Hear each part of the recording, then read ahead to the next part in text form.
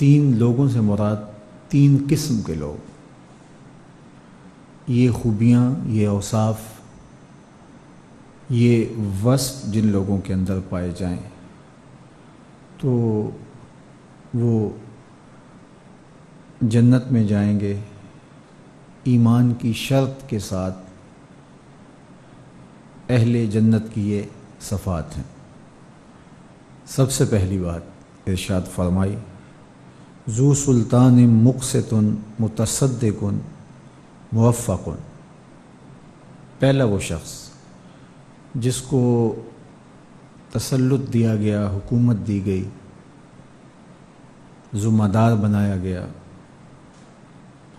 اور وہ عدل و انصاف کے ساتھ امور سلطنت نبھاتا رہا، عدل کے تقاضوں کو اس نے پورا کیا اور اپنی رعایا پر، اپنے ماتحتوں پر، اپنے متعلقین پر صدقہ کرتا رہا، ان کی آسانیاں اور ان کے لیے رحمت و راحت کا ذریعہ بنا رہا، ان کے لیے آسانیاں پیدا کرتا رہا، ان کے لیے اللہ کی رحمت کا سائباں بن گیا، اور موفق اور اس کو اللہ کی طرف سے خیر کی توفیقات بھی نصیب کی گئیں،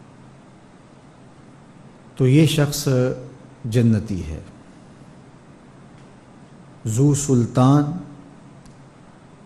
صاحب منصب، لیکن شرط ہے کہ مقسط ہو، متصدق ہو اور موفق ہو،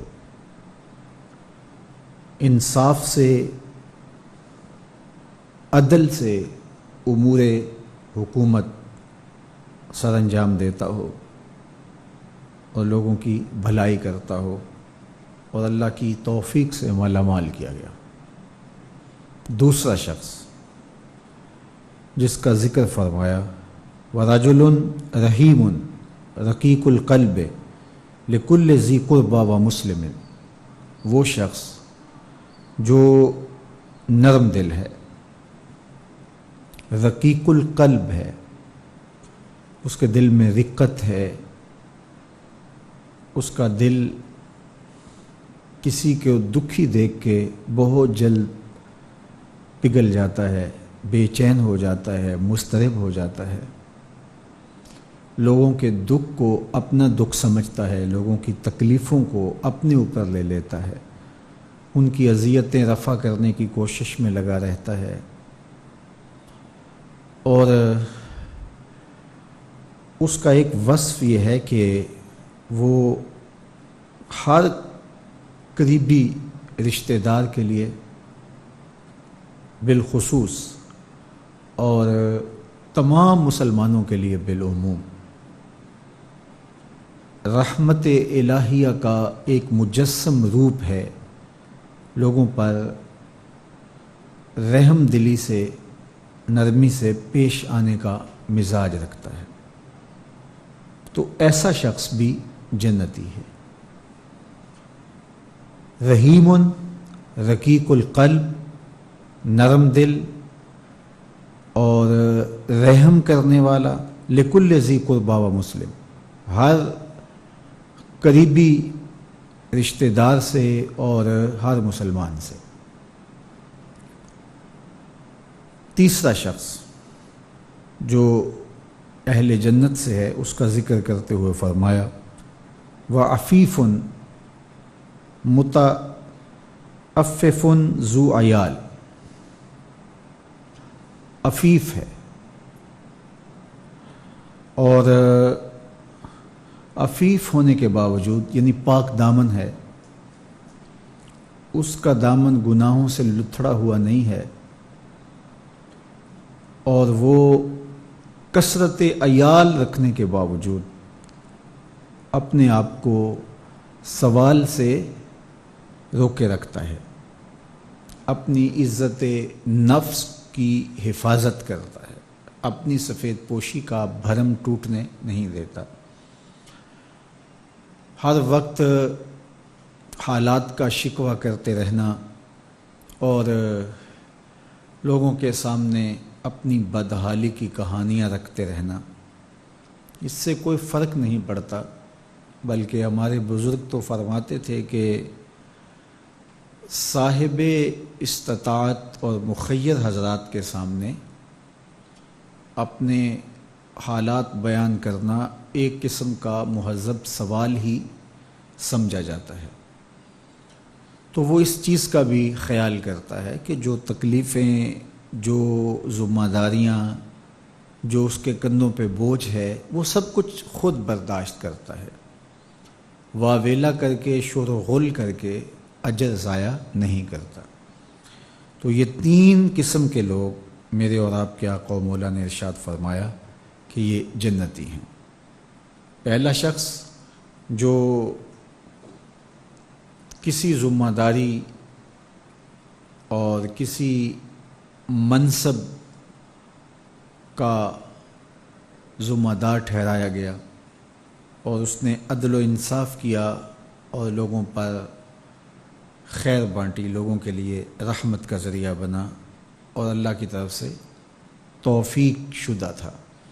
دوسرا رقیق القلب شخص جو تمام اہل اسلام پر، بالخصوص اپنے اعزاء و اقربا پر نرم دلی کے ساتھ معاملت کرتا رہا۔ اور تیسرا شخص وہ پاک دامن شخص ہے جس نے اپنی عفت پہ بھی حرف نہیں آنے دیا، کثرت عیال کے باوصف اس نے اپنی سفید پوشی کا بھرم بھی ٹوٹنے نہیں دیا اور لوگوں کے سامنے ہاتھ نہیں پھیلایا۔ سخت سے سخت حالات کو اس نے گوارا کر لیا، صبر سے، حوصلے سے، لیکن ایک تو وہ بد کردار نہیں ہوا کہ کثرت اولاد اور اولاد کی ضروریات اس کو کسی برائی پہ، کسی گناہ پہ، کسی خیانت پہ اور کسی اور ایسے کام پہ مجبور کر دیں۔ تو یہ تین قسم کے لوگ اہل جنت سے ہیں۔ اور پھر حضور علیہ السلام نے ارشاد فرمایا وَأَهْلُ النَّارِ خَمْسَةٌ، اور 5 قسم کے لوگ اہل النار ہیں، دوزخی ہیں، جہنمی ہیں۔ وہ 5 لوگ کون سے ہیں؟ سنیے۔ پہلا شخص ارشاد فرمایا الضعیف الذی لا زبر لہ الذین هم فیکم تبع لا یبغون اہلا ولا مالا۔ وہ کمزور شخص کہ جس کے اندر عقل نام کی کوئی چیز نہیں ہے اور وہ اپنے اہل و عیال کے لیے محنت کرنا، ذمہ داریاں نبھانا، منصوبہ بندی کرنا، ان کی تربیت کی کوشش کرنا، ان کے لیے خیر جمع کرنا اور ان کی اچھی تربیت کے لیے کوشاں رہنا، اسے اس سے کوئی غرض نہیں ہے۔ بس وہ اتنا سست اور اتنا نکھٹو ہے کہ بس وہ زندگی بے مقصد ہی گزار رہا ہے اور اس کی ساری ذمہ داریاں جو اس کے کندھوں پر ہے، ان ذمہ داریوں کو وہ نبھانے کی اہلیت ہی نہیں رکھتا۔ اس کے گھر کا نظم خراب ہے، اس کے بچوں کا، اس کے اہل خانہ کا نظم درست نہیں ہے، اس کے کندھوں پہ جو ذمہ داریاں تھیں اس کو اس نے نہیں نبھایا اور بس ہر وقت ایک عجیب سستی کا مرتکب رہا۔ تو یہ شخص اہل دوزخ سے ہے۔ دوسرا شخص حضور نے ارشاد فرمایا والخائن الذی لا یخفی لہ طمع وَإِن دَقَّ إِلَّا خَانَهُ۔ دوسرا شخص وہ ہے کہ جو خائن ہے، خیانت کرنے والا ہے اور جس کی خیانت چھپی نہیں ہے اور اس کی طمع اتنی غالب ہے کہ کوئی معمولی چیز بھی ایسی ہو جس میں وہ خیانت کر سکتا ہو تو اس سے بھی وہ باز نہیں آتا. تو معمولی چیزوں میں بھی وہ خیانت کرے گا. تولنے ناپنے بیٹھ جائے گا تو معمولی سی کمی سے اپنے مال کو حرام کر لے گا. قدم قدم پہ جھوٹ بولے گا اور ہر طرح کی خیانت اس کو رواج سمجھتے ہوئے وہ اپنے نامہ اعمال کی سیاہیوں کا سبب بنتا رہے گا. میں ایک ایسے شخص کا ذکر کروں یہاں، نام لیے بغیر تو بے جا نہیں ہوگا. وہ اس قدر رشوت خور تھا کہ اس کے بارے میں کہا جاتا تھا کہ جب اس کے پاس لوگ آتے تو وہ ابھی جیب میں رشوت دینے کے لیے ہاتھ نہیں ڈالتے تھے کہ وہ پہلے ہی ہاتھ پھیلا دیا کرتا تھا. اور کبھی ایسا بھی ہوتا کہ کوئی شخص رشوت نہیں دینا چاہتا تھا تو وہ اپنی عادت کے مطابق یوں ہاتھ پھیلا دیتا تو اسے شرمندگی نہ ہوتی، بلکہ اس کو کہتا اگر کچھ نہیں دینا تو میرے ہاتھ کو واپس خالی نہ موڑو، اس کے اوپر تھوک ہی دو. تو یہ کمینگی کی انتہا ہوتی ہے. تو اللہ کے محبوب علیہ السلام نے فرمایا کہ وہ خائن جس کی خیانت اس قدر بڑھی ہوئی ہے اور جس کی طبع کے اندر طمع اور لالچ اس قدر زیادہ ہے کہ لازمی نہیں ہے کہ کوئی بڑی چیز ہی اس کے ہاتھ میں آئے تو وہ خیانت کر جائے گا، اس کا ایمان ڈول جائے گا. چھوٹی سی چیز پر بھی وہ خیانت کر جائے گا. چائے کی پیالی پہ بھی اپنا دین بیچ دے گا اور جو ہے وہ کسی کو نقصان پہنچا دے گا. تو یہ دوسرا شخص حضور نے فرمایا کہ یہ بھی اہل دوزخ سے ہے. تیسرا شخص وَرَجُلٌ لَا يُصْبِحُ وَلَا يُمْسِي إِلَّا وَهُوَ يُخَادِعُكَ عَنْ أَهْلِكَ وَمَالِكَ. وہ شخص کے صبح ہو یا شام ہو وہ دھوکہ ہی کرتا ہے آپ کے اہل میں، آپ کے مال میں. تو کبھی بھی اس سے خیر کی توقع نہیں ہوتی. جب بھی اس کا داؤ لگ جائے، وہ سویر ہو یا شام ہو، وہ دوپہر ہو یا رات ہو، وہ جنگ کا موقع ہو یا امن کی حالت ہو، تو وہ ہمیشہ دھوکہ دہی ہی کرے گا. رمضان المبارک میں بھی وہ دھوکہ کرے گا اور غیر رمضان میں بھی وہ دھوکہ کرے گا. ملک کے اندر وبا پھیلی ہو تو پھر بھی دھوکہ دہی اس کا شعار ہوگا، اور عام حالات ہوں تو پھر بھی اس کا شعار. جنگ کے بادل منڈلا رہے ہوں اور اس وقت بڑے بڑے لوگ بھی سیدھے ہو جاتے ہیں لیکن وہ اس وقت بھی دھوکہ دہی سے باز نہیں آتا. تو وہ کبھی بھی دھوکہ دہی سے باز نہیں آتا. شام سویرے اس کا شعار زندگی یہی ہوتا ہے. تو حضور نے فرمایا کہ یہ شخص بھی جہنمی ہے، یہ بھی دوزخی ہے. چوتھا شخص وَذَكَرَ الْبُخْلَ وَالْكَذِبَ.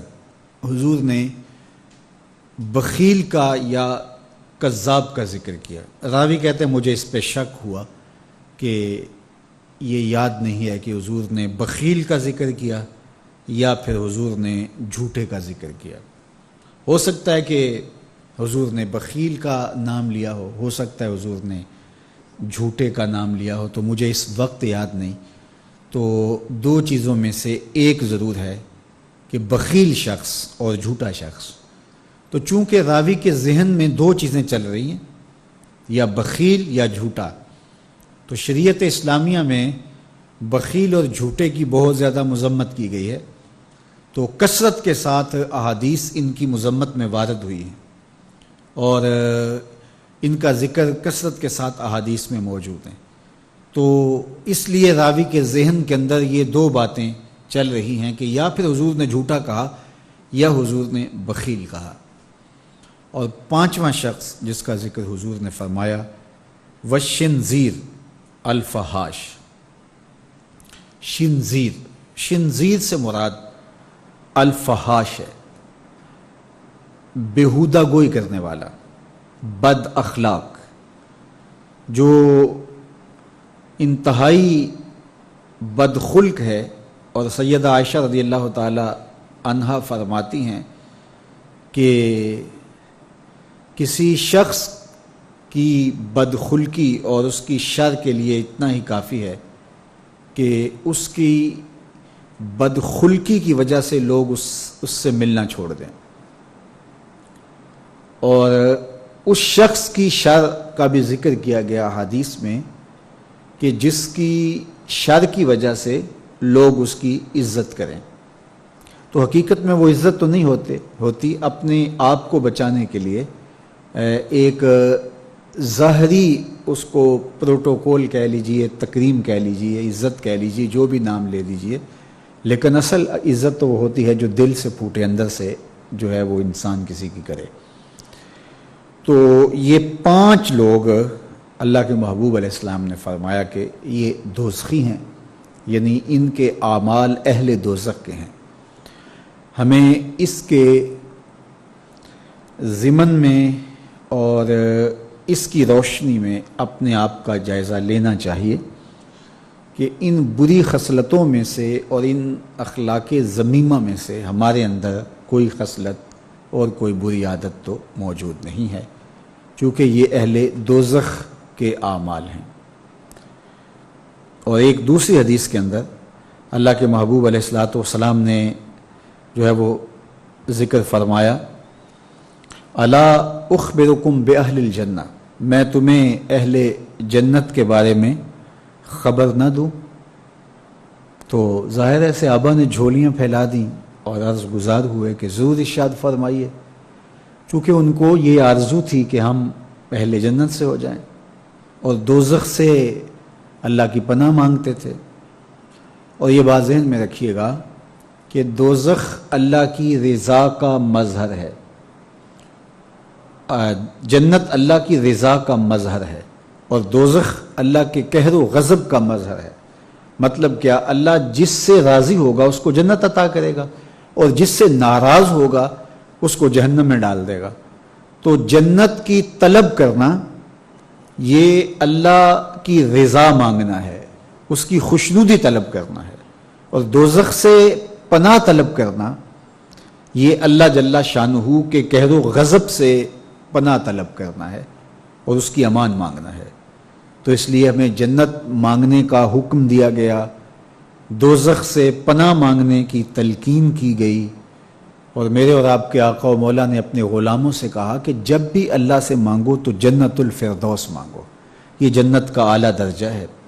تو اللہ ہم سب کو جنت کے اعلیٰ مرتبے عطا کرے اور نار دوزخ سے ہمیں محفوظ فرمائے، آتش دوزخ سے ہماری حفاظت فرمائے۔ تو ہر صحابی کی یہ آرزو تھی، تمنا تھی کہ ہم جنت کے مستحق ٹھہریں۔ تو فرمایا کہ الا اخبرکم باہل الجنہ، میں تمہیں اہل جنت کے بارے میں خبر نہ دوں؟ تو پھر ارشاد فرمایا الضعفاء المظلومون، جو کمزور ہیں اور مظلوم ہیں وہ اہل جنت ہیں، ایمان کی شرط کے ساتھ۔ جو مسلمان کمزور ہیں، ظلم و ستم سہتے ہیں، تو آقا کریم نے فرمایا کہ وہ اہل جنت ہیں، چونکہ بہت سارے ان کے گناہ، ان کا کفارہ ان پر ہونے والے ظلم بن جاتے ہیں۔ تو اسی طرح مسلمان جب ظلم اور جبر سہتا ہے تو یہ اللہ جل شانہ اس کو اس کے بدلے میں، اس کے صلے میں جنت عطا کرتا ہے۔ اہل ایمان کو دنیا میں جو تکلیفیں پہنچتی ہیں تو ان تکلیفوں کے بدلے میں ان کو اجر دیا جاتا ہے، حتیٰ کہ جو اہل ایمان کے پاؤں میں کانٹا بھی چبھتا ہے اللہ اس کی بھی ان کو جزا عطا کرتا ہے۔ اور ایک حدیث پاک میں آتا ہے کہ اہل بلا کو جو قیامت کے دن اجر و صلہ عطا کیا جائے گا تو لوگ آرزو کریں گے کاش کہ ہماری کھال اور ہمارا جسم لوہے کی کینچیوں سے کاٹ دیا گیا ہوتا، تو آج جو صلہ اس کا حشر کے روز دیا جا رہا ہے۔ تو مظلوم بن جائیں، کبھی ظالم نہ بنیں، چونکہ ظلم قیامت کے اندھیروں میں سے ایک اندھیرا ہے، اور مظلومیت یہ دخول جنت کا سبب اور ذریعہ ہے۔ تو حالات میں بعض کا اس طرح کی صورت بن جاتی ہے کہ یا آپ ظالم بنیں یا آپ مظلوم بنیں، تو اس وقت مظلوم بننے کو اختیار کر لیجئے گا، ظالم کبھی بھی نہ بنیے گا، چونکہ ظالم کا ٹھکانہ آتش دوزخ ہے اور مظلوم کی جگہ اللہ کی جنت ہے۔ تو اللہ کے محبوب علیہ السلام نے فرمایا الضعفاء المظلومون، جو مظلوم کمزور لوگ ہیں وہ اہل جنت میں سے ہیں۔ اب کشمیر کے مظلوم لوگ، فلسطین کے اندر جبر کی چکی میں پسنے والے، اور شام کے مظلوم مسلمان ایک طرف تو اذیتوں میں مبتلا ہے اور دل دکھتا ہے، اور دوسری طرف وہ مبارک کے مستحق ہیں کہ انہیں اس ظلم کے صلے میں اللہ جنت کی نعمتیں عطا فرمائے گا اور اپنی کرم نوازیوں سے ان کو نوازے گا۔ تو میرے اور آپ کے آقا مولا نے ارشاد فرمایا کہ ایک تو ضعیف جو مظلوم ہیں، پھر ارشاد فرمایا الا انبئکم باہل النار، میں تمہیں اہل نار کے بارے میں، دوزخیوں اور جہنمیوں کے بارے میں خبر نہ دوں؟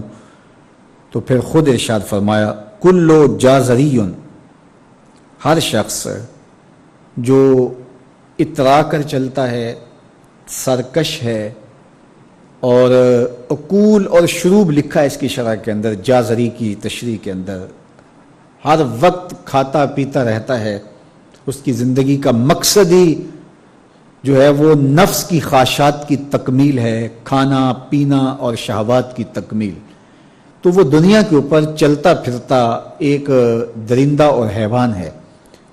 انسانی قدریں کیا ہے اور زندگی گزارنے کا ڈھب اور سلیقہ کیا ہونا چاہیے اس کو اس کی پرواہ نہیں، بلکہ وہ متکبر، سرکش اور ہر وقت جو ہے وہ عیش و عشرت کی زندگی بسر کرنے والا جازری۔ تو کہا کہ یہ اہل دوزخ سے ہے۔ پھر فرمایا الا اخبرکم بخیارکم، میں تمہیں خبر نہ دوں جو تم میں سب سے زیادہ بہتر ہیں؟ تو پھر جھولیاں پھیل گئیں، تو فرمایا کہ بخیارکم محاسنکم اخلاقا، فرمایا کہ تم میں سے سب سے اچھے وہ ہیں کہ جو اچھے اخلاق کے حامل ہیں، جن کا خلق اچھا ہے، جن کے رویے خوبصورت ہیں، لوگوں سے جو اچھے انداز سے بات کرتے ہیں، اچھے انداز سے پیش آتے ہیں، اور ان کا طرز زندگی خوبصورت ہے۔ تو اچھے اخلاق کا حامل ہونا یہ اچھے ہونے کا ثبوت اور دلیل ہے۔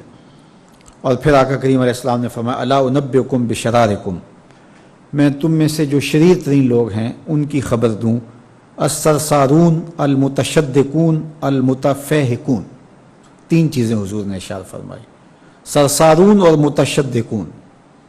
سرسارون ان کو کہتے ہیں کہ جو اپنی گفتگو کو کسی مجلس میں جب جائیں تو اس قدر وہ مجلس میں گفتگو کرنے لگ جاتے ہیں کہ کسی اور کو موقع ہی نہیں دیتے، اور یہ وجہ تکبر ہوتا ہے۔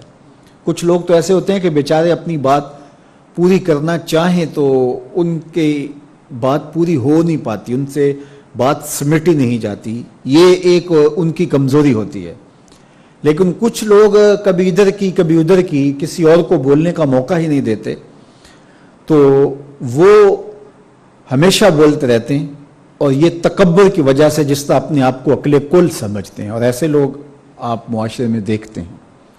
علماء نے کہا کہ اس سے وہ لوگ خارج ہیں کہ جن کو خاص طور پہ مدعو کیا گیا ہو کسی موضوع پہ بات کرنے کے لیے، اور سارے لوگ خاموش بیٹھ کے سنیں اور وہ بات کریں۔ تو کسی سے بوڑھا بزرگ تھا، کوئی دانشور تھا، اسی طرح علماء کو بلایا جاتا ہے تو ان کو کہا جاتا ہے ہمیں کوئی نصیحت کیجئے، تو وہ بات کرتے ہیں، تو لوگ از خود ان کو سننے کے لیے آمادہ ہوتے ہیں اور تیار ہو کے بیٹھے ہوتے ہیں، تو تو وہ آدھا گھنٹہ پونا گھنٹہ وہی بولتے رہتے ہیں. تو کہا اس میں وہ شامل نہیں ہے. یہ وہ لوگ ہیں کہ جب مجلس ہو رہی ہو تو سب لوگوں کو برابر بولنے کا حق ہوتا ہے, اور کچھ لوگ تکبر کی وجہ سے بولتے ہی رہتے ہیں اور وہ سمجھتے ہیں کہ بس مجھے ہی حق ہے بولنے کا, اور وہ کسی کو موقع نہیں دیتے, اور کوئی بولے تو پھر اس کی بات کاٹ کے بولنے لگ جاتے ہیں.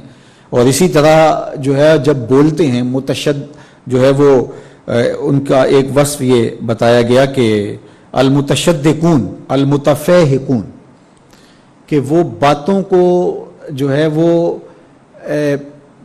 زبان کو منہ میں پھیر پھیر کے, ایک روایت میں آتا ہے جس طرح وہ گائے زبان منہ میں پھیرتی ہے, اس طرح وہ منہ میں زبان پھیر پھیر کے لفظ تراش تراش کے اور منہ کو ٹیڑھا ٹیڑھا کر کے بات کرتے ہیں, اور وہ مشکل سے مشکل لفظ بول کے, غریب سے غریب الفاظ, اجنبی الفاظ بول کر کے اور اصطلاحات بول کر کے لوگوں پر اپنے علم کا, اپنی بلاغت کا روب جمانے کے چکر میں لگے رہتے ہیں. تو مقصود گفتگو سے معافی ضمیر کا اظہار ہے, کسی تک اپنی بات پہنچانا ہے. اگر کوئی شخص نکھری اور ستھری ہوئی زبان کا حامل ہو, وہ الگ بات ہے, ظاہر ہے وہ بولے گا تو اس کی گفتگو ہی خوبصورت ہوگی, اس میں اس کو تکلف نہیں کرنا پڑے گا, خود بخود الفاظ تراکیب اس کے پیچھے بھاگتی رہیں گی اور وہ خوبصورت کلام کرنے کا عادی ہے اور وہ کرتا رہے گا. وہ تو ایک امر آخر ہے. لیکن یہاں وہ لوگ مراد ہیں کہ جو خام خواہ کا تکلف کرتے ہیں اور زبان کو بل دے دے کے اور منہ بگاڑ بگاڑ کے مشکل لفظ بول کے اصطلاحات بول کے لوگوں پر اپنے علم کا روب جمانے کے لیے کہ میں بڑا بلیغ ہوں اور بڑا فصیح ہوں, جس طرح کہ جو ہے وہ ہمارے طبقے کے اندر بعض اوقات ان لوگوں سے بات کرنا ہوتی ہے کہ جو بالکل دین کی مبادیات سے بھی آگاہ نہیں ہوتے, تو ان کے ساتھ کلام کرتے ہوئے مشکل اور ادق اصطلاحات استعمال کی جائیں.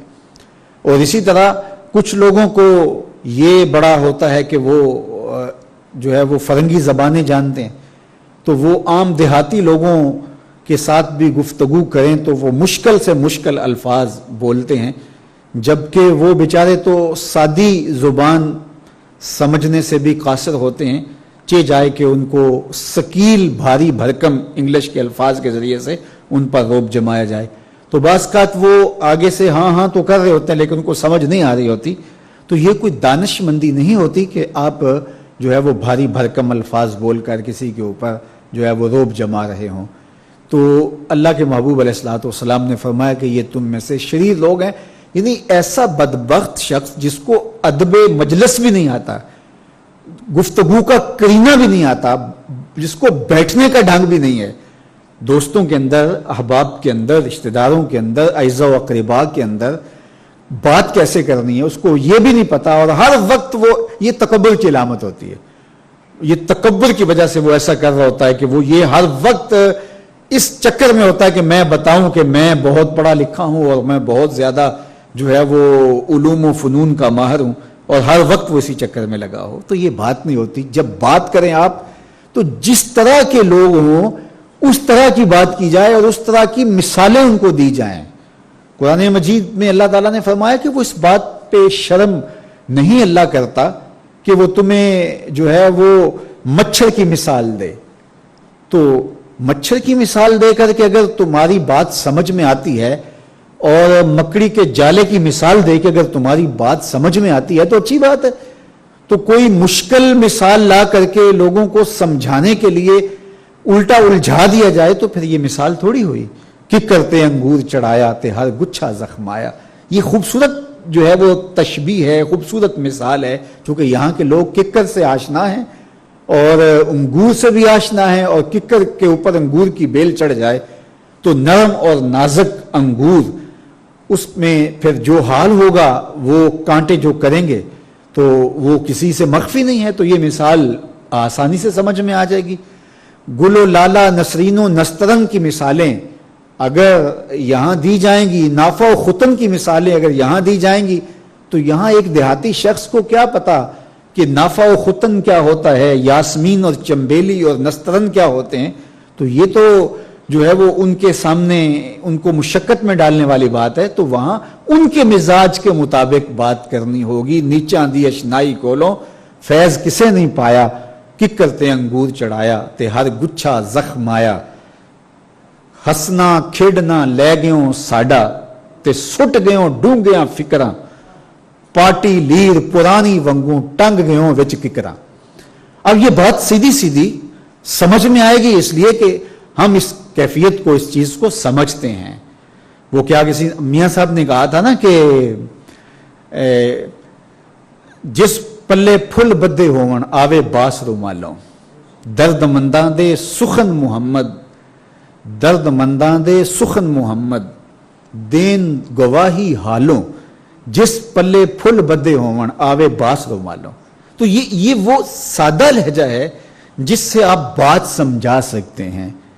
تو یہ ایک طریقہ ہوتا ہے، لیکن اپنی زبان کو بل دے کے بگاڑ کے اور مشکل بھاری بھرکم لفظ نکال کے، یہ عمومی طور پہ لوگ سمجھتے ہیں کہ ہم اپنے آپ کو بڑا عالم اور بڑا جو ہے وہ مفکر ثابت کر رہے ہیں۔ یہ اس کی جاہلیت ثابت ہو رہی ہوتی ہے کہ اس کو اتنا ہی نہیں پتا ہے کہ میں کس سے کیسے بات کرنی ہے۔ دیکھو چھوٹا بچہ ہو، دودھ پیتا ہو تو اس کو یخنی تو نہیں پلائی جاتی، اس کا معدہ خراب کرنا ہے، وہ برداشت نہیں کر سکتا، اس کو وہ دیا جائے جو وہ برداشت کر سکتا ہے۔ اس لیے آپ کے مخاطبین کس طرح کے ہیں؟ کلم الناس علی قدر عقولہم لا علی عقولکم، میرے اور آپ کے آقا و مولا نے فرمایا جب بات کرو تو لوگوں کے فہم کے مطابق کرو، اپنے فہم اور اپنی عقل کے مطابق نہ کرو۔ نچلی سیڑھی پر بچے کو اٹھانا ہو تو جھکنا پڑتا ہے نا، جھک کے تو اس کو جو ہے وہ بازوؤں پہ لینا ہوتا ہے، تو وہ تو اچھل کے جو ہے وہ آپ کے کندھے کے برابر نہیں آ سکتا ہے۔ تو آپ بہت بڑے عالم ہیں، آپ بہت بڑے جو ہے وہ جو ہے وہ پڑھے لکھے ہیں، تو یہ اپنے علم کا اظہار آپ ان لوگوں میں کیجئے گا۔ علامہ اقبال علیہ رحمہ کی شاعری اور ان کا خوبصورت ادب اگر آپ دیکھیں تو اہل علم کے لیے سوغات ہے، لیکن جب چھوٹے بچوں سے مخاطب ہوتے ہیں تو پہاڑ اور گلہری کے نام سے نظم لکھتے ہیں، جگنو کے نام سے نظم لکھتے ہیں اور بکری کے نام سے نظم لکھتے ہیں، تو یہ ان کے مزاج کے مطابق بات ہوتی ہے۔ تو یہ حسن ہوتا ہے، یہ بلاغت، اصل فصاحت ہے ہی ہے کہ کس سے کس طرح بات کرنی ہے۔ تو اللہ کے محبوب علیہ السلام نے ارشاد فرمایا کہ سرسارون، متشدقون، متفہقون، یہ تین چیزیں ہیں، اور یہ وہی ہیں جو زبان کو بل دے کے گائے کی طرح منہ کے اندر زبان کو پھیر کے اور جو ہے وہ گال ٹیڑھی کر کے مشکل بھاری بھرکم لفظ بول کے اور اترا کر بات کر کے اور مختلف سٹائل سے بات کرنا، یہ ساری چیزیں تو میرے اور آپ کے آقا و مولا نے فرمایا کہ یہ شریر لوگ ہوتے ہیں۔ تو اللہ تعالی ہم سب کو اس کی توفیق عطا فرمائے کہ ہم نہ تو اہل دوزخ سے ہوں اور نہ شریروں میں ہمارا شمار ہو۔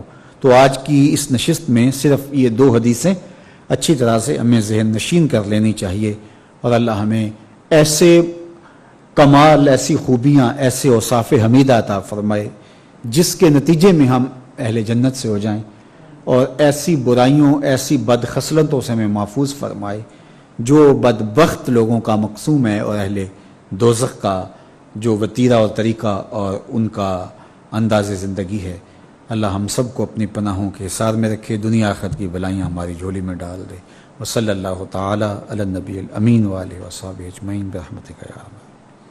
الحمدللہ رب العالمین والصلاة والسلام علی اشرف الانبیاء والمرسلین۔ اللہ اٹھو ہاتھ کبھی بھی خالی نہ موڑنا، پھیلی ہوئی جھولیاں ہمیشہ اپنی رحمتوں سے بھر دینا، اپنی پناہوں کا حصار دینا، آبرو بری زندگی سے نوازنا، محبوب کریم کی غلامی میں زندگی سی میں موت دینا، نفس و شیطان کے مکر سے بچانا۔ تو کریم ہے، ہم تیرے عاجز، ناتواں اور کمزور بندے ہیں، اللہ ہم سب کے حال پہ رحم فرما۔ وصلی اللہ تعالی علی النبی الامین وآلہ وصحبہ اجمعین برحمتہ۔